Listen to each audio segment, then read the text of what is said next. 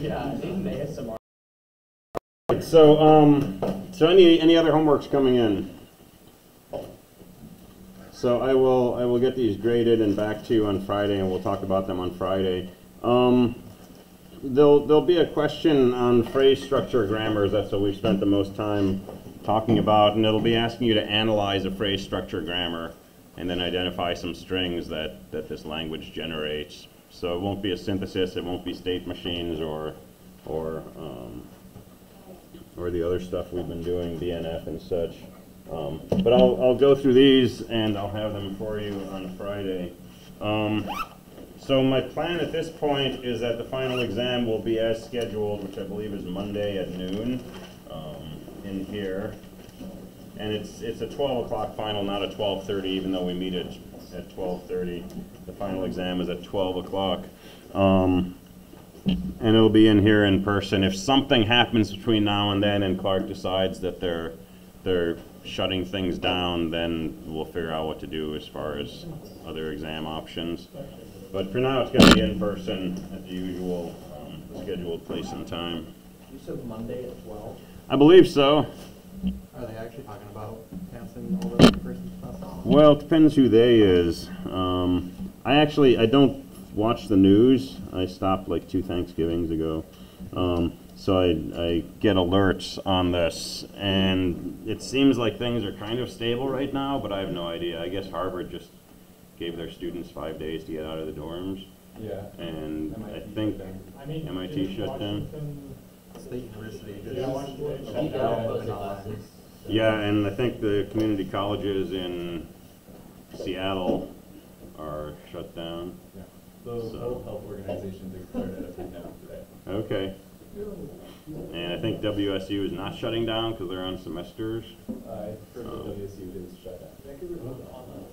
Yeah, online. Since when? Yeah. I don't like that. Yeah. Not as of a week. They still had classes last week, as far as I know. Oh, after the semester's over. Yeah. Oh, after the semester's over. Okay. Okay. After spring break is what Yeah. So I don't know what's going to happen. You know, we get updates every day, but discussion was started about moving exams online. I don't have a good way to do that, especially for this class, because it's so much, you know, writing of things that you can't type very easily. Multiple choice questions. So, but, yeah. Have it uploaded. I mean, in your class, if you have your class online, wouldn't it just be your videos? Yeah, I mean, I played with flipping this at one point where everything was done through videos, and then class time was just for doing homework questions. But as far as the assessment goes, right, taking tests and such, I don't have a way yet to do that online. I mean, I could just have one question, which is like, what grade do you want? And then, yeah. I want to take this class. All right. So, so any questions up to here? I'm planning to talk more about Turing machines today, so we'll dig into those. This is our final question. Did you say you were going to curve after everything? There's usually some sort of curving that goes on. It's not official, but yeah, don't rely on it. But Everyone gets zeros. yeah. It's a curve down, right? That's right. You know, this course is primarily to help you with 222 and 223. It's a first introduction in some cases to stuff that you're going to see again at a university in automata theory, and you know, it builds on some of the stuff from Engineering 250. So it's a course that I sort of visualize as mainly for your benefit, right? As opposed to, you know, prove to me that you know X and Y before I let you move on to something else. So so it's you know, I don't have weed out courses, but it's kind of the opposite of a weed out course. It's really a course that whatever you get from it is helpful, and whatever you don't get from it, you'll probably get later on.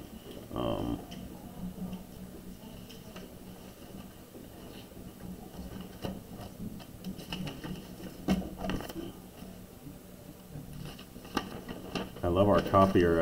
I copied a book and it used like big paper automatically.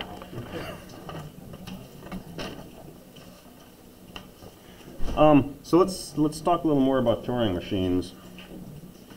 So remember our basic state definition is current state, symbol.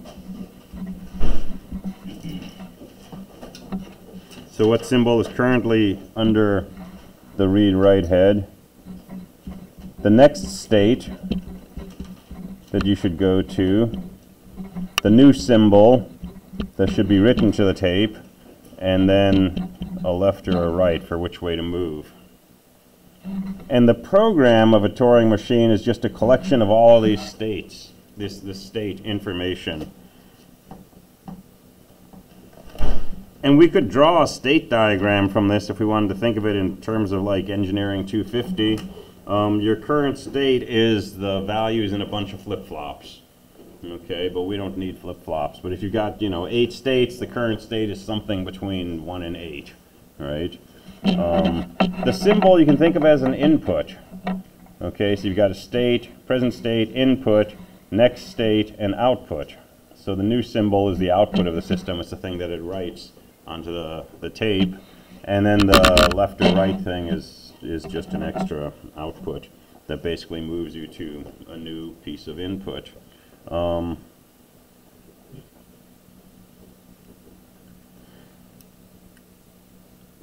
And so we can write programs for this if we like. So you remember 2's complement from Engineering 250? Oh, yeah. Oh yeah. All right, so there's the number 5. If you want the 2's complement, you toggle all of the bits and then you add 1 and you get that. And in this case you add 2. In other cases you might add something different. Well, there's adding 1 is kind of a potentially tricky thing to do, but there's a trick that students usually discover for doing 2's complement, which is start from the right and move over until you find a 0. Right? Sorry, move over until you find a 1. Keep the 1 and then toggle everything else. I'm not doing that right. Yeah, it's the right one. Yeah. Yeah? Are you saying toggle until you find a 1? So keep all your bits until you find a 1, Yes. and then start toggling. We want to start from the left and go until the right one's 1. And flip everything up until that. So. Oh, that's an interesting way to do it. Left to right. And Okay. Find the last one. So toggle on the way until you find the last one. Okay. So I'm going to start from the right, and I'm going to find the first one. No, it's the right one's 1. Yeah. So I'm going to start from the right. I'm going to keep until you find 1. And you also keep that. And then toggle. So keep all your bits the same until you find your first 1 from the right. Keep that bit, but then toggle everything else. Okay, we can write a Turing machine program to do this pretty easily. Because we've got it described as a pair of states, right? The first state, we're looking for this first 1, and in that state we want to just preserve our bits. Once we find that 1, we want to preserve the bit, but then go to a new state in which we're toggling each bit. So supposing that we're starting with our read-write head over this rightmost bit, we could write a program something like this. So let's do state 10. So that's our initial state. If you're in state 10 and you have a 0, then we're going to stay in state 10. We're going to leave that 0 unchanged, and we're going to move to the left. If you're in state 10 and you hit a blank, right, so let's assume there's blanks at the end of all of this. So you have blanks over here and blanks over here. If you're in state 10 and you have a blank, we'll go to SH, which is a halt state. we'll leave a blank there and we can just move left. But if you're in state 10 and you have a 1, we're going to go to a new state, state 11. We're going to leave the 1 there and we're going to move left. So state 10, copy input to output. Here's our end of the number. Here's where we found our first 1.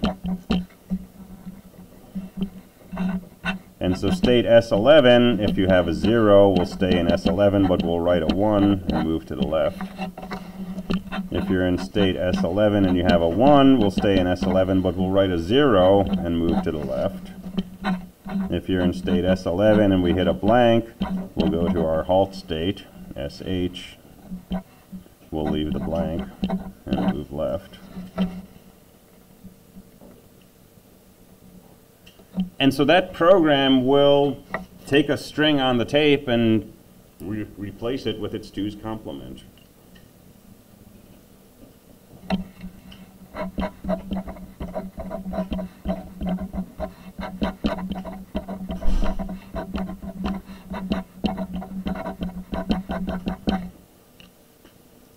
So that first transition changes a 0 to a 1, the second one changes a 1 to a 0.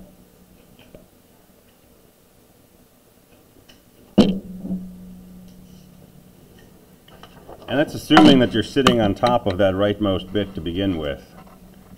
If you're not, if you're sitting somewhere over here, what can you do? Move to the right until you find a blank, and then back up 1 spot to the left.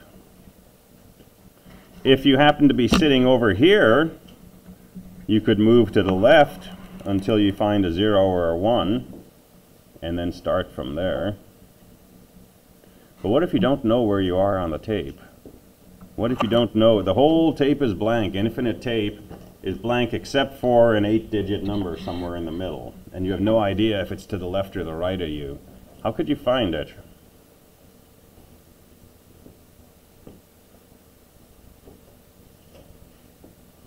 Is there a special case at the very end of the tape? There is no end to the tape. It's an infinite tape. Otherwise, we could look for that and then go in the other direction.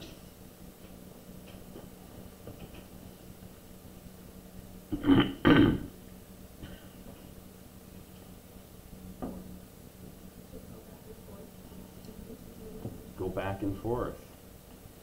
So if we're sitting over here, we could look 1 spot to the left and then move over and look 1 spot to the right of where we started, and then move back 2 spots and move right 2 spots and keep doing that, and eventually you're going to hit a digit. And if you hit the digit while moving left, you know it's the first digit. If you hit a digit while moving right, you know it's the last. And so based on which way you're moving, which will be a different state, you can go to a different state which either moves to the right or just continues from there. So this is a weird way to program, right?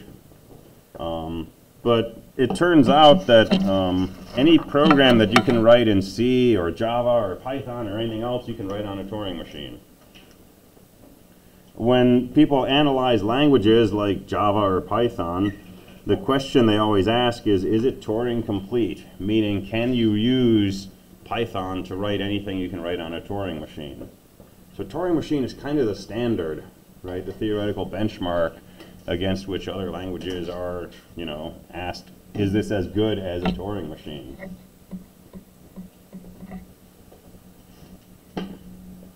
The downside to that is most of our languages are no better than a Turing machine. They're easier to use, and they have syntax highlighting and stuff like that, but you know, anything that you can do, no matter how good a coder you are, theoretically can be done with this simple tape movement system with a bunch of states, a bunch of state transition rules. These are all just state machines, smartphones, laptops, desktops. All of it.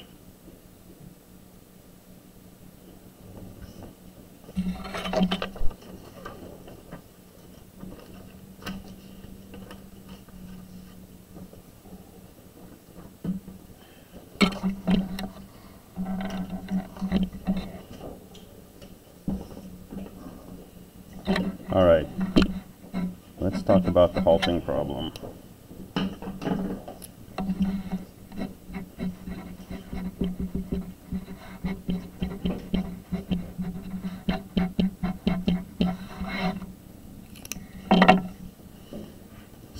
halting problem was originally studied for Turing machines. In fact, the idea of a Turing machine was developed in trying to understand this question to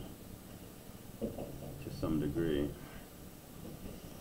So let me phrase the halting problem in modern terms. You're writing a C program, and usually your C program does something. It figures how many egg drops you need to run or something like that.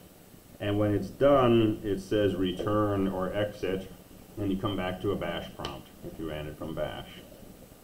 Okay? That's what most of our programs do that we've developed. Except once in a while, that doesn't happen. You run your program, and it never comes back to the bash prompt. It just sits there, and it loops. And, you know, if you're very patient, maybe it's doing something that just takes a long time, and eventually it comes back, and it exits, and you get back to your bash prompt. Or maybe it's an infinite loop. So, for example, you know,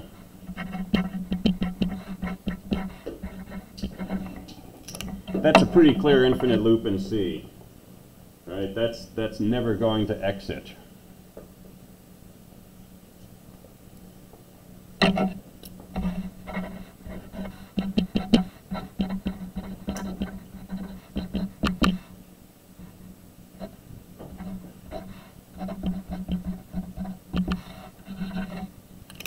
Random generates a random 32-bit integer.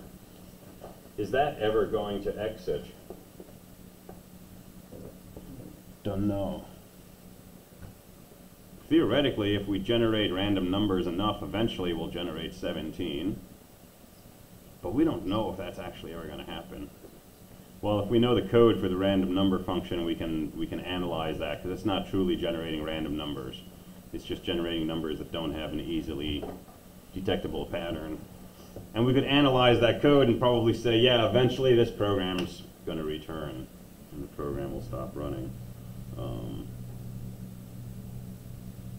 But in general, you know, you write a piece of code and it's got if statements, and it's got loops, and it's got function calls. And the question is, if you look at that program, can you tell if it's ever going to exit?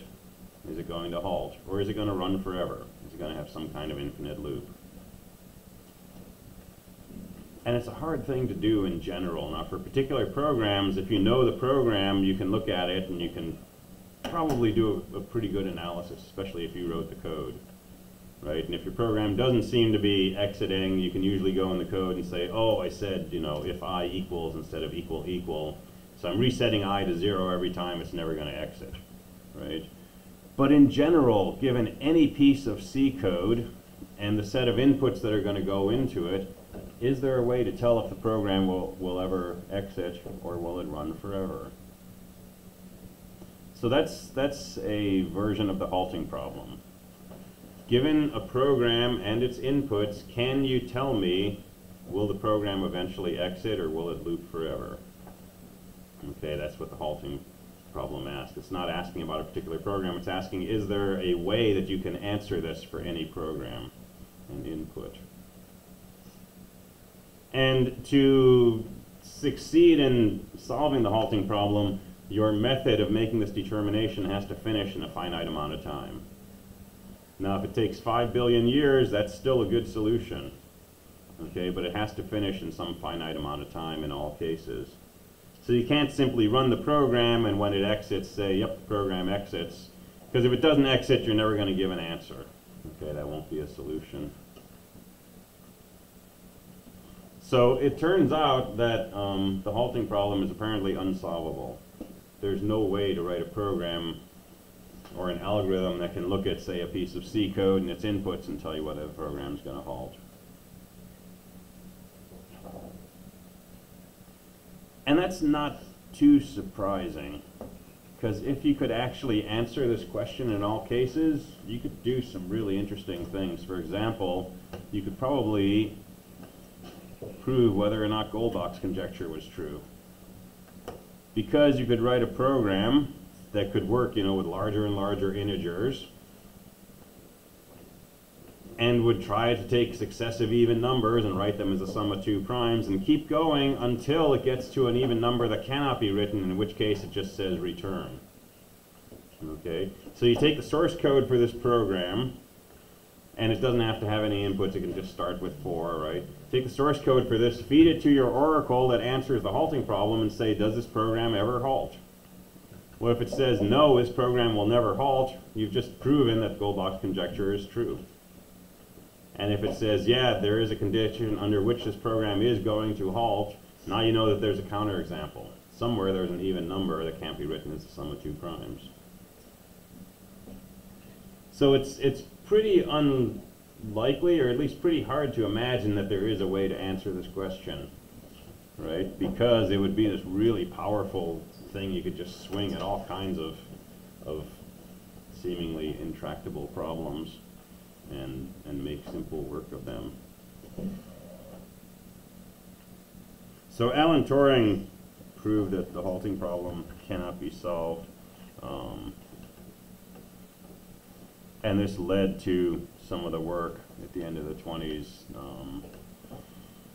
that we've talked about a little as far as the Incompleteness Theorem, the fact that you can't have a system of arithmetic that's both consistent and complete. You're going to have either undecidable things or you're going to have paradoxes. And that comes out of a similar proof to the proof of the halting problem's unsolvability. I'm not convinced, though, that it's unsolvable. That's just me. I have a paper that attempts to dispute the way that this is usually shown in computer science classes to be unsolvable. But I have yet to actually go to the actual proof of this and see if that has anything to do with anything. But, you know, it's considered to be unsolvable. So you referring to Alan Turing's proof that this is unsolvable? So, You dispute that proof?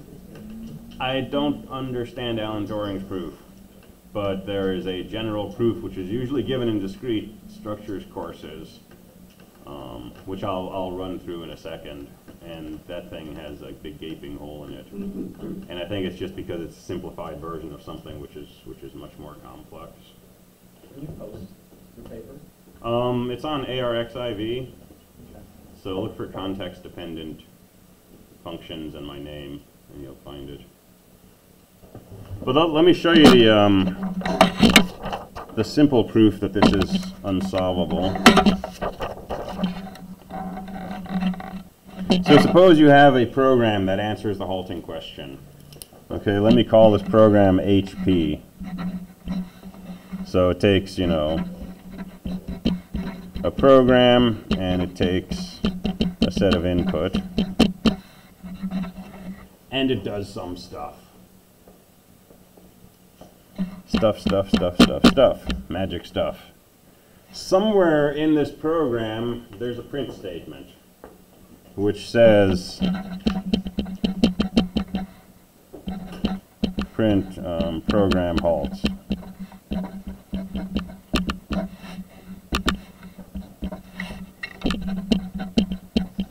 And it exits. And there's more stuff. And somewhere in this program, there's a print statement which says program does not halt.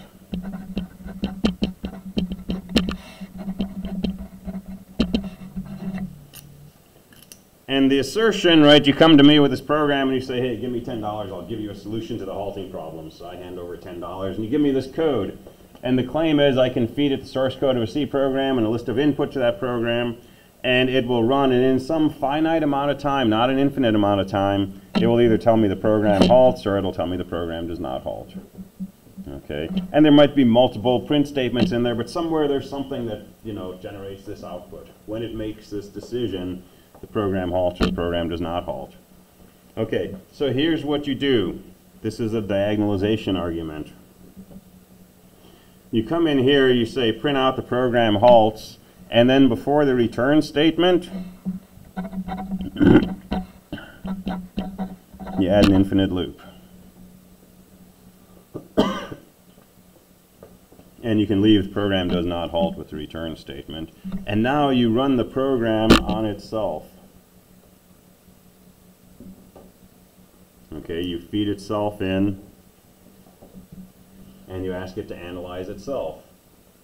And in a finite amount of time, it's going to come to a conclusion. And it may tell you the program will halt, and as soon as it does that, the program enters an infinite loop, and its conclusion was wrong. Or it may tell you the program does not halt, and then at that point, we have a return that causes the program to end. And again, it's given you the wrong answer. So if you give me this Oracle program that you say solves the halting problem, I can turn it into a slightly different version that should do the same thing as your halting program, but will be guaranteed to give the wrong answer in this particular case. And so it's a proof by contradiction. Therefore, there cannot be this original halting program that solves the question.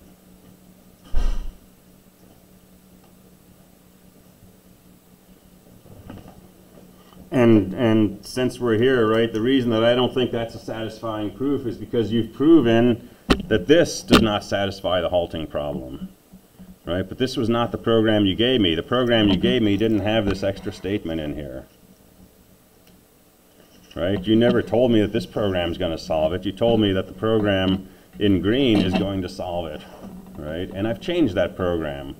Well, this program doesn't solve it. That doesn't mean that your original program doesn't solve it. Right? Now the quick and dirty analysis is, why would adding one statement after it's already reached its conclusion possibly break the program? Right? If you add something after it's already done all of its logic and gotten down here, that's not going to change the program, but that's not true. That's true for most programs. So that paper I have has some programs that do break by adding things after a print statement. You can actually change what happens before the print statement. So. But like I say, it's very hard to imagine a solution to this problem.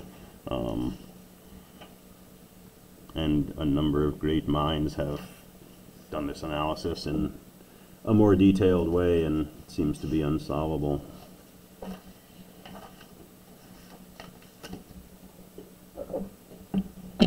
But don't ever take your teacher's word for anything.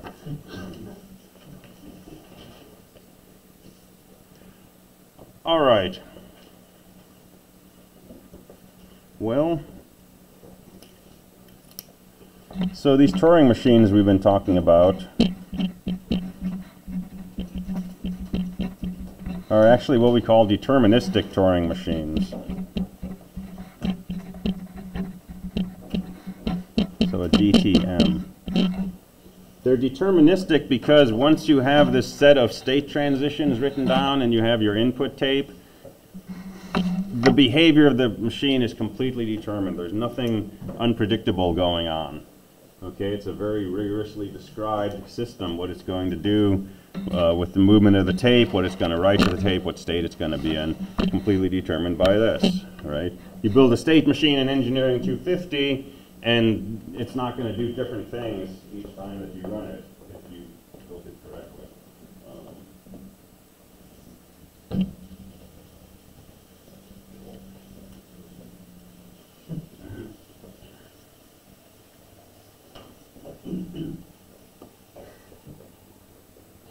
All right, there's another version of a Turing machine.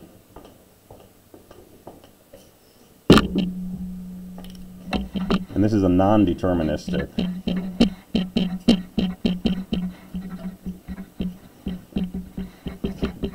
This is an NDTM. Non-deterministic Turing machines are really, really cool. They don't exist, but they're really cool in theory. They come with a genie inside. Okay, they come with a genie who helps make these state transitions. It's a little bit like quantum computing, maybe. Okay, so here's the idea. Think about a decision problem.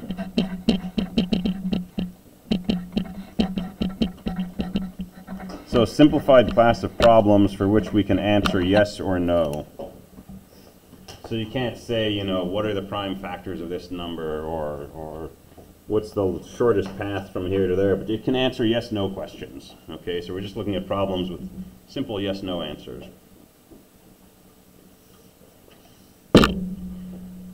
And so we can write a Turing machine program with a bunch of states, right? And it'll run through its states and so on. A non-deterministic Turing machine has a genie inside. And we can write programs where the next state is determined in part by the genie. And the genie is very wise and benevolent and will make state transitions happen that work in our favor to get us a quick solution.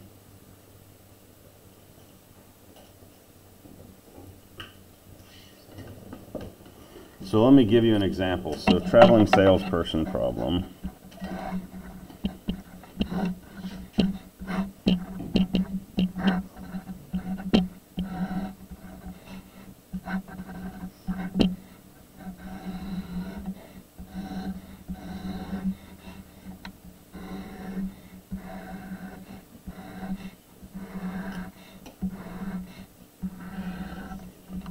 All right, so a bunch of cities with distances between them.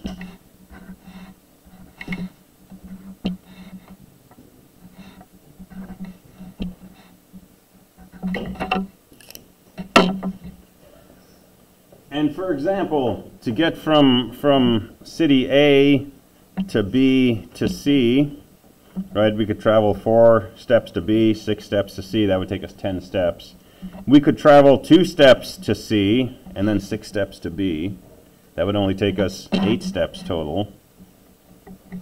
From C, we could go directly to E, or we could go to D for 5 steps and then to E, right? And maybe from D to B, there's a path that's only 3 steps. And so trying to find the shortest path from, say, one city to another is an interesting question. And there's algorithms for doing this. There's something called Dijkstra's algorithm that we'll talk about in 223 for finding the shortest path from one point to another. And it's fairly efficient. But here's a hard question. Given a starting city like A, what's the shortest path that we can take to visit every city at least once and return to A? Okay, so that's a algorithmically simple but computationally hard problem. Okay, it's algorithmically simple because starting from A, you only have 5 cities you can go to, B, C, D, E, or F. And once you get to whatever city you go to first, you've only got 5 cities you can get to from there. And once you get to that city, there's only 5 cities you can go to from there. And so you can make a bunch of nested loops for I equals 1 to 5, right, or maybe 1 to 6. And don't visit yourself, and just keep traveling all possible paths, checking along the way to see if you've hit each city and return to A. And record the length of each path as you're doing this, and keep the shortest path. And once you've gotten back to A and you've explored all the possibilities, right, you've got your shortest path. It's pretty simple to code, but it takes a lot of time to run. Okay, so if you have n cities,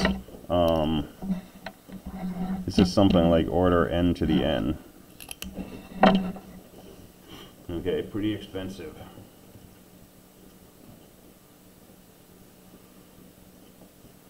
So we can think of, so this is a traveling salesperson problem. We can think of TS as a decision problem.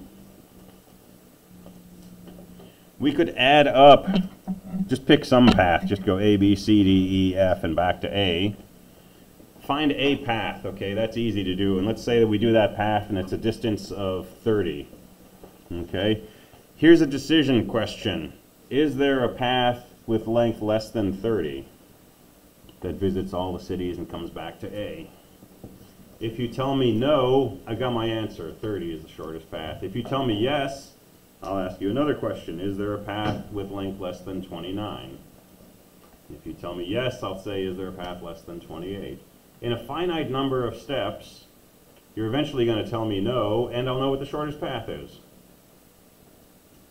So if I could answer this decision question efficiently, it would take me, you know, on the order of whatever the average path length is times n. Right? It would be basically a linear amount of time, maybe n squared. But pretty efficient. Okay, so a genie can help me answer this decision problem. So basically I would start at city A. Well, I could go to a bunch of different cities. I could go to B, C, D, E, or F. I'll let the genie tell me which city to visit first. And it'll say, go visit city F. Okay, so I'll go to F and add up that distance, and it'll say, go visit this other city, and I'll go there. And when I'm done, right, I will have, if my genie really likes me, I'll have found the shortest path. Or a path shorter than the distance I was asking about. So on a deterministic Turing machine, the traveling salesperson is order n to the n. Okay. On a non-deterministic Turing machine, this is polynomial time. This is something like order n, or maybe n squared, depending on how far apart your cities are, what your n is going to be. Now we don't have non-deterministic Turing machines. We don't have friendly genies. Although quantum computing kind of does something similar, because quantum computing theoretically lets you explore a number of options in parallel. So instead of saying let's go to B or C or D or E or F, we might be able to say let's go to all of those at the same time and create a series of superimposed states corresponding to each of those possible first steps. And for each of those, create a next step that simultaneously goes to all possible second cities. And in n steps, we could have created this superposition of all these states corresponding to every possible path through these different cities. And then you do what's called collapsing the wave function, which is kind of the magic part, I think. And you find the collection of states that gives you your desired solution, and then you just read out your answer. That's how it works in theory. Has that ever been implemented? Yeah, maybe. So like IBM has a quantum computer online you can go and load code into and play with. And I swear I cannot tell if it's real or simulated. It sounds like it's real, and you keep reading, and then you come across a sentence like, and once we actually build this, and you're like, wait a minute. So I honestly don't know.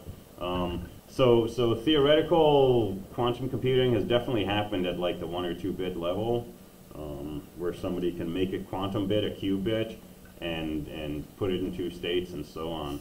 But is there actually a system out there you can put code into? I really don't know. I'd love somebody to like dig into that and figure it out though. Because like I say, IBM has a machine up. I think Google has a machine or is putting up a machine to do this. But I don't know, in quantum computing, you know, every several months you see a headline from Harvard or MIT or Stanford saying, you know, breakthrough in quantum computing and teleportation is 2 years away now, and this has been going on for like decades. So I'm curious what the state is. But we definitely don't have a non-deterministic Turing machine. But they're really interesting to use for theoretical analysis. Okay, so we can start taking problems and describing them in terms of their order of efficiency. Okay, traveling salesperson, order n to the n. That's horrible. Bubble sort, order n squared. Okay, this is what we call polynomial time, because n squared is a simple polynomial. Matrix multiplication, depending on how you do it, maybe order n to the 4th. That's still polynomial time. It's a bigger polynomial. If you double your problem size, you go up by 16x in performance, but it's still polynomial time. Okay, merge sort, order n log n. This is better than order n squared, so it's still bounded by a polynomial time. Okay, it's no worse than a polynomial. So we like algorithms that have polynomial time solutions, as opposed to ones that don't seem to. Things that are n factorial or n to the n or n to the n times, or things like that. So we can start looking at classes of problems. And one big class is p-type problems. So a class P problem means solvable in polynomial time on a deterministic Turing machine. Deterministic Turing machine is our laptops. It's our C compiler, the thing that ingests our compiled C code. So a p-type problem is solvable in polynomial time. So the sorts we've talked about, most of the algorithms that we've looked at are p-type. Okay, and NP, and it doesn't stand for not p. NP means it's solvable in polynomial time on a non-deterministic Turing machine. That's what the N stands for.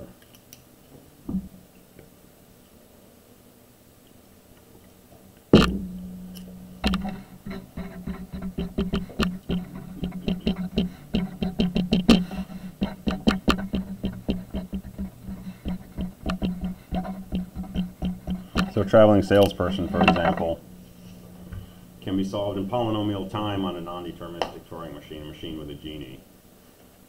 But it's not solvable in polynomial time on a deterministic Turing machine, on a laptop, for example.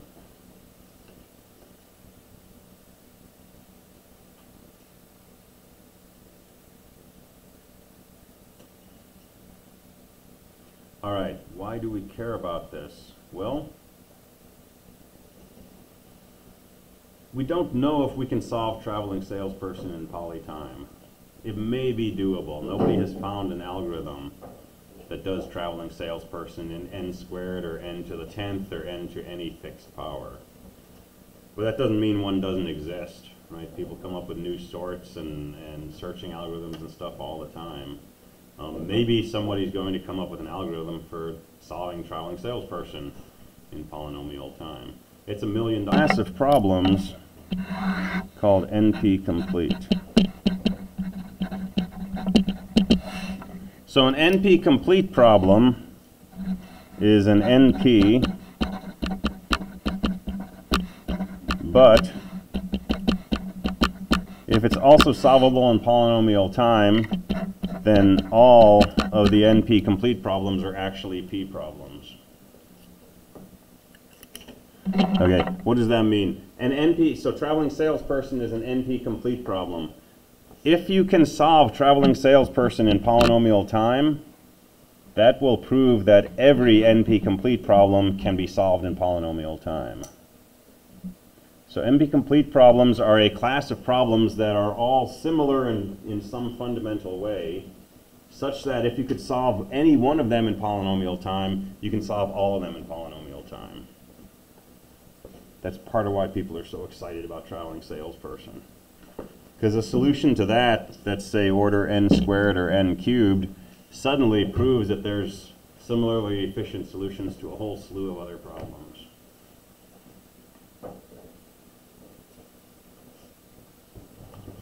There's harder problems still, which are called NP hard. And solving an NP hard problem in polynomial time doesn't help you solve other problems.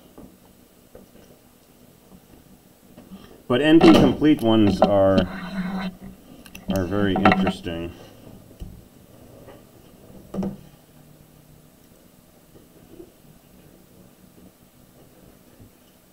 And there's a lot of problems that are NP complete.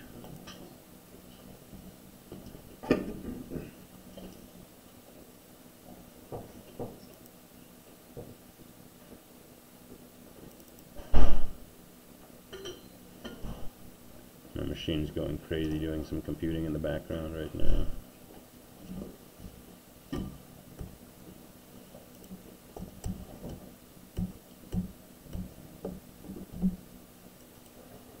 Unless it just died. So I'll show you a list of NP-complete problems if this comes up.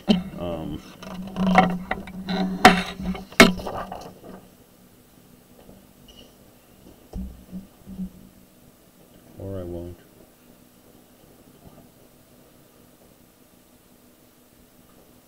Wait. Minesweeper, Donkey Kong, traveling salesperson, click problem, all these problems from graph theory, all of these fundamental computer science problems that are generally considered to be non-polynomial time solutions all turn out to be NP-complete.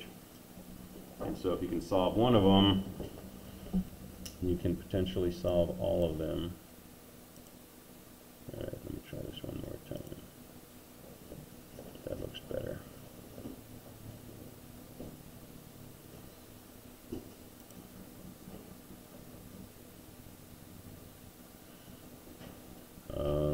Chinese postman problem, click problem, coloring. These are graph theory problems. Okay, knapsack problems. So CSE 222, we talked about knapsack.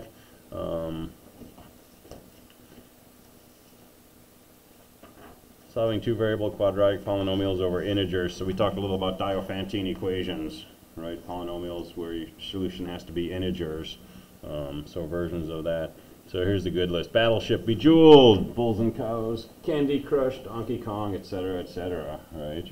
Legend of Zelda, yay. Metroid, Pokemon. So you can see why people are interested in this. Which qualifies as like solving? I don't know what a solution to Pokemon is, for example, right?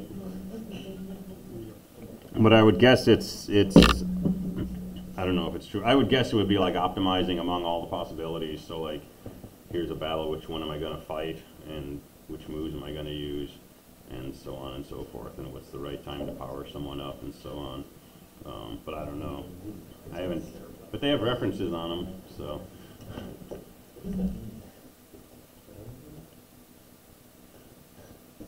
So yeah, so the question of P versus NP gets a lot of attention.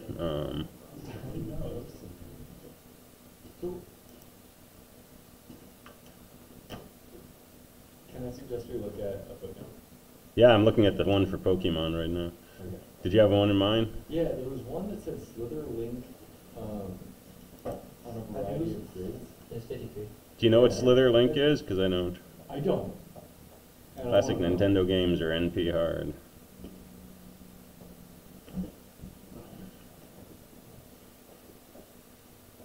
Arxiv is a cool site. We prove NP hardness for 5 of Nintendo's largest games. Now they do Pokemon in here too.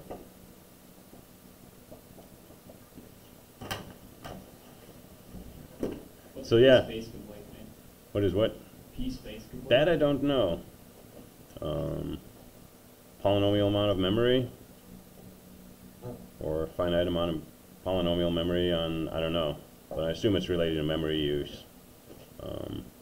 Because a lot of these things, if you have enough memory, you can solve them really efficiently, right? If you constrain yourself to, say, 20 cities, and distances no greater than 100, well, there's only a finite number of problems. You could simply make a huge array that contained every possible problem, and when someone gives you a problem, just look up the answer in the array, right? And that's polynomial time. P-space complete is like a really weird definition. What's it say? If it can be solved using an amount of memory that is polynomial in the input length, and if every other problem that can be solved in the polynomial space can be transformed to it in polynomial time. Okay, so the first part's basically saying polynomial space consumption, and so that's a p-space problem, and then the completeness is saying that everything else that's considered p-space complete can be changed into a similar space efficiency.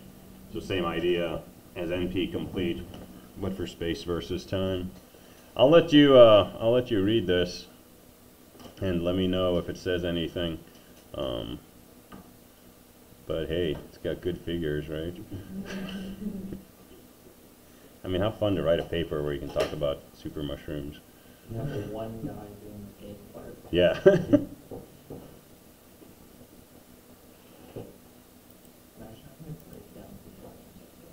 Yeah, How yeah. boring that would be. Like, if you hit this block. I don't know, man. You probably see the game differently. Arxiv is a really interesting site. That's where this paper is right here. Back in the early days when people were starting to do this crazy thing called connecting their computers together, it was universities, and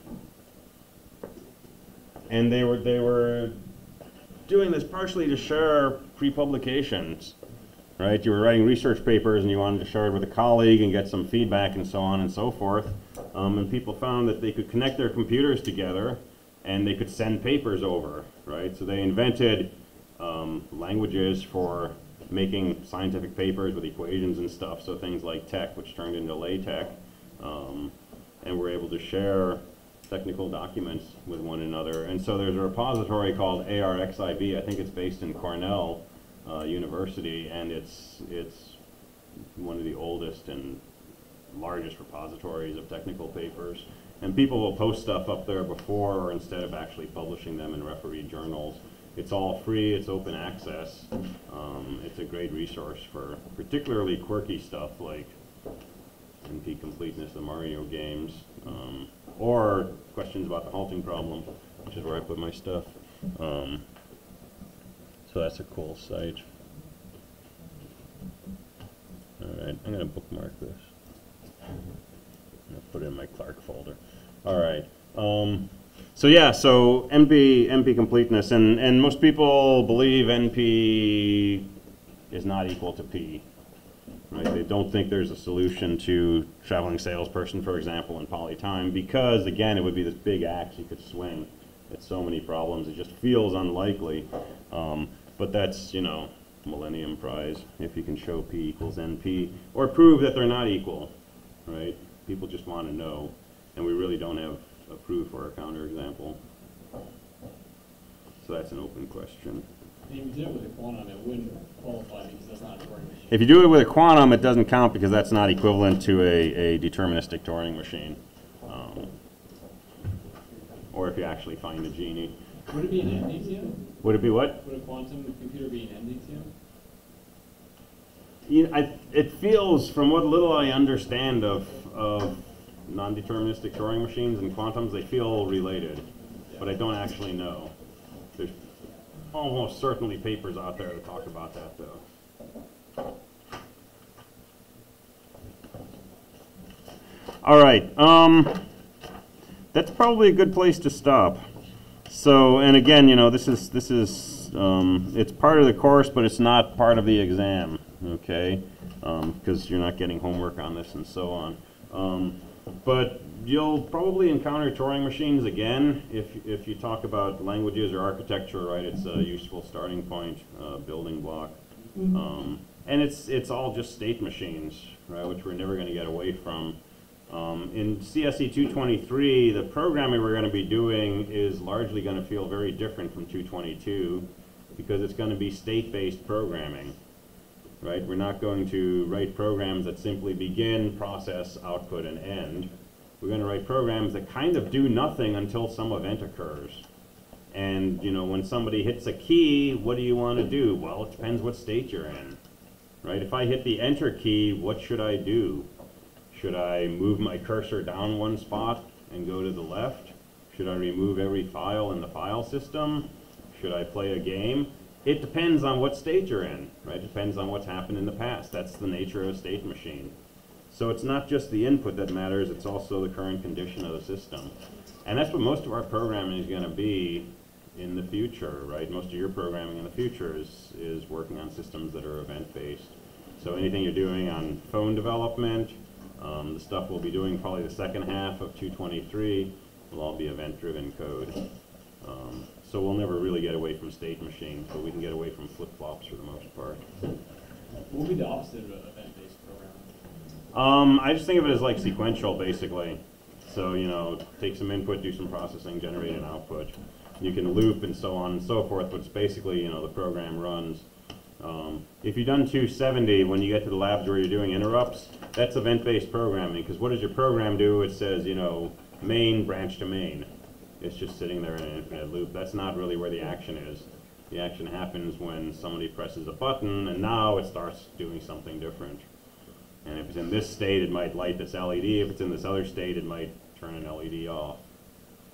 What makes you think that's going to be more prevalent in the future? No, what I meant was that probably most of you in your future, once you're done with school, most of the programming you do will probably be event-driven, state-based programming, just because that's what most platforms are built around. So. Are we ever going to see flip-flops again? Like flip-flops or I can bring one in and give it to you if you want. Please, no. We could make pet flip-flops for all CS students. So Yeah, you'll probably encounter them peripherally at least, but, don't know if you'll actually be like wiring them up or something. But I mean, I'm computer science and I still end up playing with flip-flops because, If you watch Redstone tutorials. Yeah. Yeah, if you want to make like a trapdoor in Minecraft, you're flip-flopping. What are command blocks based on? Is that actually based on anything? Command blocks. In Minecraft? Oh, I don't know. He's only familiar with making the gates, the logic gates in Minecraft. Yeah, that's as far as I've gone with like redstone. I watched that video. Oh, did you? Okay. It was awesome. Cool. If you want to go like further into that, there's command blocks in Minecraft. And there's crazy creations that people have made. Oh, cool. There was one that was a sponsored video where you were able to FaceTime with a real phone through Minecraft. Really? Yeah. Sweet. And Verizon sponsored that video and everything that was going on there. Wow. Sure it wasn't posted on April 1st? It wasn't. Yeah, That's cool. There was one video where the guy live streamed his gameplay and then opened the web page in Minecraft and watched it. Really? Yeah. Yeah. Wow. Yeah. That's awesome. Yeah, so I remember the first 8-bit ALU that somebody made in Minecraft, and the guy who came up with Minecraft, he said he almost he freaked out when he saw that. He had no idea that was possible. Right? And now it's just like, yeah, it's crazy what you can do. And these are good things because, all the stuff that we have today, the projector and the, console I can use here to control it and all that stuff, that's all built on top of, at some level gates. At a lower level, it's built on top of transistors. And you wouldn't take a box of transistors and try to build, a projector. But, you modularize, use transistors to build gates, you use gates to build microprocessors and so on and so forth. But it's all Minecraft at some level, right? It's starting with, your bare hand in a tree and working your way up, bootstrapping. And that's what we do continually in computer science and engineering and technology. So, I mean, it's all relevant in its own way. All right, well, I'm going to let you out 10 minutes early, and Friday we will go over whatever you want to go over. I'll talk you through the final exam study guide, but bring questions if you have them, and I will see you then. Minecraft's just a metaphor for computer science. Yeah.